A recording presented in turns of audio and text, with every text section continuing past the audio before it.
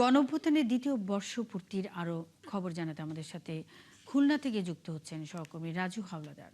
Raju, 2024-এর 5 August উদযাপনে কি ধরনের আয়োজন রেখেছে জেলা প্রশাসন? রাজনৈতিক দলগুলো আলাদা কোনো আয়োজন করেছে কিনা?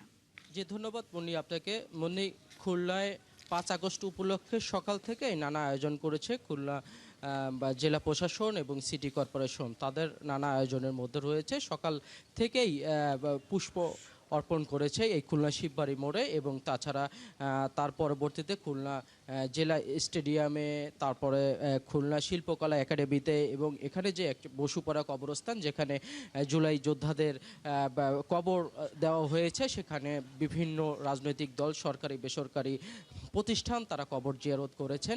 এবং খুলনায় যে নানা আয়োজন রয়েছে তার ভিতরে অনেক নানা আয়োজনের ভিতরে খুলনা 5 আগস্ট পালিত হচ্ছে। এখন আপনারা দেখতে পাচ্ছেন যে একটু বর্ষার কারণে অনেকে দেখা যাচ্ছে না।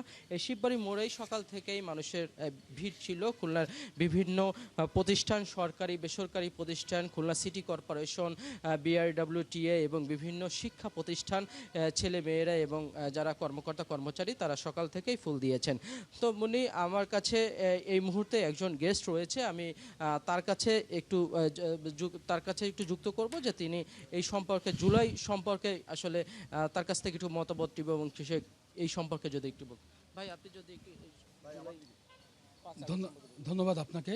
সেটা হচ্ছে যে আজ থেকে 2 বছর আগে এই 5ই আগস্টে এই খুলনা শিববাড়ির মোড় কিন্তু ছাত্র জনতার বিক্ষোভে উত্তাল হয়েছিল, এবং যখন ফ্যাসিবাদের পতনের খবরটা পৌঁছালো তখন এই শিববাড়ির মোড়কে কেন্দ্র করেই খুলনার আপামর ছাত্র জনতা, শিক্ষক, বুদ্ধিজীবী সবাই এখানে জড়ো হয়েছিল।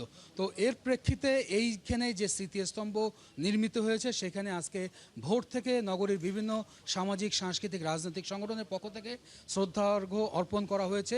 ধন্যবাদ আপনাকে। আমাদের সাথে যুক্ত ছিলেন একজন ভাই। আসলে খুলনায় শুধু এইখানেই নাই, এবং বিকাল থেকে দুপুরে আজকে নামাজের পরে বিভিন্ন মসজিদে দোয়া মাহফিল হবে, এবং বিকেলে খুলনা জেলা স্টেডিয়ামে ফুটবল ম্যাচ অনুষ্ঠানের মধ্য দিয়েই এই যে 5 আগস্টের কর্মসূচি শেষ হবে। তো রাজু হাওলাদার, অসংখ্য ধন্যবাদ বেশ কিছু তথ্যের জন্য। সঙ্গে থাকবেন। গণঅভ্যুত্থানের দ্বিতীয় বর্ষপূর্তিতে সারা দেশের মতো খুলনাতেও নানা অনুষ্ঠানের আয়োজন করা হয়েছে। এ বিষয়ে খবরাখবর নিয়ে রাজু হাওলাদার যুক্ত ছিলেন।